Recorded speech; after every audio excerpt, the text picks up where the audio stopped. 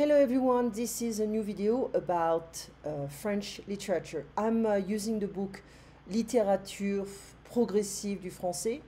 It's a beginner level, and I mean, we can start with the Middle Age, 16th century, 17th century, but it's kind of an old French. So I would recommend for people, even though they are advanced, to start with the 20th century. You have La Cigale et la Fourmi. This is kind of an easy one, but it's not always the case. So, like Molière may not be easy for a lot of people, even though you can be advanced. So I would say 18e start to be a tiny bit more, feasible. Le 18e siècle, dès 1715, mort du roi Louis XIV, le pouvoir de la monarchie absolue s'affaiblit.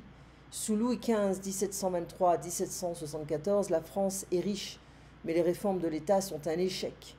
Pendant le règne de Louis XVI, le pays connaît une crise économique, politique, financière et sociale qui oblige le roi à convoquer les États généraux, assemblée des trois composantes de la société, le clergé, so the church, la noblesse et le tiers-État is the people. Le 1er mai 1789, le tiers-État se proclame Assemblée nationale parce que c'est l'Assemblée du peuple. Donc la révolution commence, le 14 juillet, la Bastille est prise, la déclaration des droits de l'homme et du citoyen est votée le 26 août, le 21 janvier 1793, Louis XVI est condamné à mort et guillotiné. La vie culturelle n'est plus à Versailles mais à Paris, dans les clubs, les cafés, les salons philosophiques où s'échangent des idées nouvelles. La vie est plus libre et l'esprit critique s'exerce sur tous les savoirs. La confiance dans le progrès, la raison et le bonheur, un désir de fraternité universelle caractérise l'esprit philosophique. Les récits de voyages en Chine, en Perse, en Amérique favorisent l'ouverture à d'autres cultures. Dans la seconde moitié du siècle, l'importance accordée à la sensibilité annonce le romantisme. Alors, les Lumières, c'est le siècle des Lumières, le XVIIIe siècle. C'est un monde éclairé par la philosophie. Raison, tolérance, humanité, ces trois mots de Condorcet résument l'idéal des philosophes, la critique rationnelle de la royauté du droit divin. C'est Dieu qui donne le pouvoir au roi. Détruit peu à peu l'autorité royale. Dans l'esprit des lois, 1748, Montesquieu choisit une monarchie parlementaire comme en Angleterre, modérée, basée sur la raison. Pour Voltaire, les hommes sont naturellement libres et égaux. Les lettres philosophiques 1734 défendent le modèle anglais.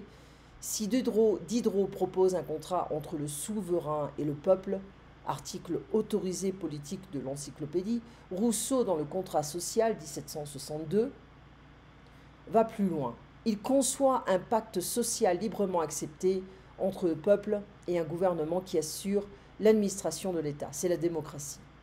La question religieuse intéresse beaucoup les philosophes.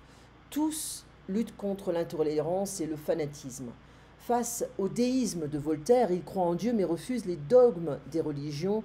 À la religion naturelle de Rousseau, la profession de foi du vicaire savoyard, 1762, Diderot affirme son athéisme dans Le rêve de l'Alembert, 1769. Le respect de l'être humain, la réflexion sur la liberté et la renaissance de l'égalité des personnes contribuent à mettre fin à l'esclavage en 1794. Alors, l'encyclopédie, le dictionnaire raisonné des sciences, des arts et des métiers, œuvre immense de 17 volumes, présente les connaissances disponibles et les met à la disposition de tous. De nombreux philosophes y travaillent. Le principal collaborateur est Diderot. D'Alembert s'occupe des mathématiques et de la partie scientifique. L'ambition de l'encyclopédie est de combattre les préjugés, de faire triompher la raison, d'assurer par la science la libération et le bonheur de l'homme. Alors, les genres littéraires à l'époque, la poésie, ce siècle n'est pas celui de la poésie. André Chénier, influencé par la Grèce, crée des poèmes d'une grande musicalité. Les bucoliques, 1785-1787. Dans l'Ambe, il se révolte contre la terreur, la période la plus sanguinaire de la Révolution.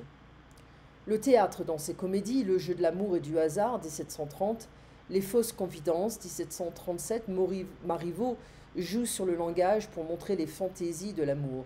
Chez Beaumarchais, la critique des institutions sociales, présente dans le Barbier de Séville, 1775, devient plus violente dans le mariage de Figaro. En italien, c'est les Nozze di Figaro, 1784, où le domestique est plus fort que son maître, à la grande joie du public. Le roman, c'est un genre important qui veut donner une image fidèle de l'évolution de la société. Ce réalisme se retrouve dans l'histoire de Gilles Blas de Santillane de Le Sage, 1715-1735, dans la description de la passion fatale de Manon Lescaut de l'abbé Prévost, 1731.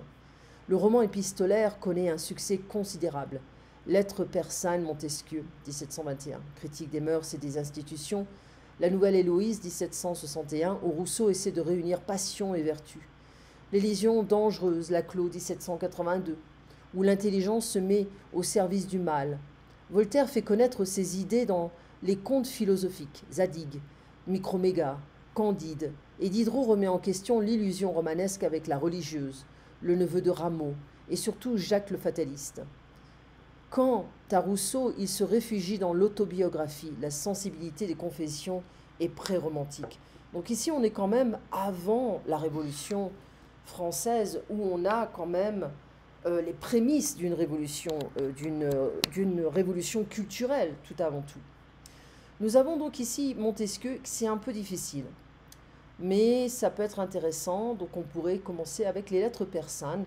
De 1712 à 1720, deux Persans, Ouzbek et Rika, visitent l'Europe et écrivent à des amis restés en Perse. Ouzbek à son ami Ibn à Smyrne. Nous sommes arrivés à Livourne dans 40 jours de navigation. C'est une nouvelle ville. Elle est un témoignage du génie des ducs de Toscane qui ont fait d'un village marécageux la ville d'Italie la plus florissante. Les femmes y jouissent d'une grande liberté. Elles peuvent voir les hommes à travers certaines fenêtres qu'on nomme jalousies. Elles peuvent sortir tous les jours avec quelques vieilles qui les accompagnent. Elles n'ont qu'un voile. Leurs beaux-frères, leurs oncles, leurs neveux peuvent les voir sans que le mari s'en formalise presque jamais. C'est un grand spectacle pour un Mahométan de voir pour la première fois une ville chrétienne. Je ne parle pas des choses qui frappent d'abord tous les yeux, comme la différence des édifices, des habits, des principales coutumes. Il y a jusque dans les moindres bagatelles quelque chose de singulier que je sens et que je ne sais pas dire. Nous partirons demain pour Marseille. Notre séjour n'y sera pas long. Le dessein de Rika et le mien est de nous rendre incessamment à Paris, qui est le siège de l'Empire d'Europe. Les voyageurs cherchent toujours les grandes villes qui sont une espèce de patrie commune à tous les étrangers. Adieu. Sois persuadé que je t'aimerai toujours. À Livourne, le 12 de la lune de Saphar, 1712. Montesquieu, lettre persane, lettre 23, 1721. Alors, pour mieux comprendre, on voit quand même qu'on a des prépositions qui sont utilisées différemment. Pour mieux comprendre, on a le Smyrne, ancien nom de la ville d'Izmir en Turquie, rattaché à l'Empire ottoman en 1424. Je vais mettre un petit peu plus grand quand même. Voilà. Livourne, un port très important de Toscane en Italie du Nord, florissant et riche. Un témoignage, un exemple, une preuve. Le génie, une très grande intelligence. Marécageux ou marécageuse, une terre remplie d'eau. Jouir, profiter d'eux, avoir. Une jalousie, c'est une fenêtre faite de morceaux de bois croisés qui permet de voir sans être vu. Un voile, un tissu qui recouvre la tête, le corps. Les femmes persanes portaient 4 voiles. Donc on parle du voile actuel, moderne, alors qu'il y avait déjà à l'époque, au 18e, des femmes qui portaient le voile, pour éviter d'être vues par les personnes qui ne sont pas, les hommes qui ne sont pas mariés avec cette femme. Donc il y avait cette idée de protection déjà. Se formaliser, c'est être choqué. Un mahométan, un musulman, une personne qui croit en Allah, frappé, étonné, voire tout de suite, immédiatement, la moindre des bagatelles, le plus petit détail, la plus petite chose, un dessein est un projet, incessamment, bientôt, tout de suite. Le siège, l'endroit le plus important. Alors Montesquieu, Charles de Secondat, baron de la Brède, et de Montesquieu, château de la Brède, bordelais, 1689, Paris, 1755.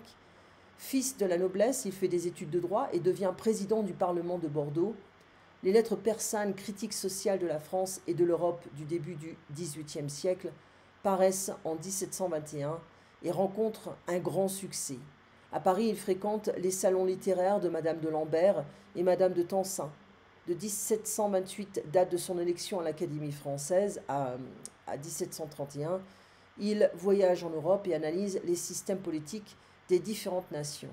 Il rentre à la Brède et, pendant 25 ans, rédige L'Esprit des lois, ouvrage de philosophie politique qui connaît un énorme retentissement. Le philosophe analyse les lois qui règlent les phénomènes sociaux, avance le principe de la séparation des pouvoirs, pense que le progrès de l'humanité est possible. Chez Montesquieu, la raison et le profond respect de la personne humaine s'opposent à toute forme d'injustice. Donc ici, il y a des questions qui sont relativement faciles, mais vous pouvez les voir si je pose, faire une petite photo, et voilà. Donc en fait, le XVIIIe siècle, moi personnellement, ça m'intéresse le plus. J'adore le XVIIIe siècle, 19e ça va, mais je suis vraiment attirée par ce siècle. Bien sûr que j'aime la littérature moderne, mais j'ai quand même une petite attraction pour ce siècle-là, parce que c'est vraiment une révolution, une renaissance, une révolution culturelle, une révolution politique, sociale, dans tous les domaines. Voilà. Passez une bonne journée, au revoir et à bientôt.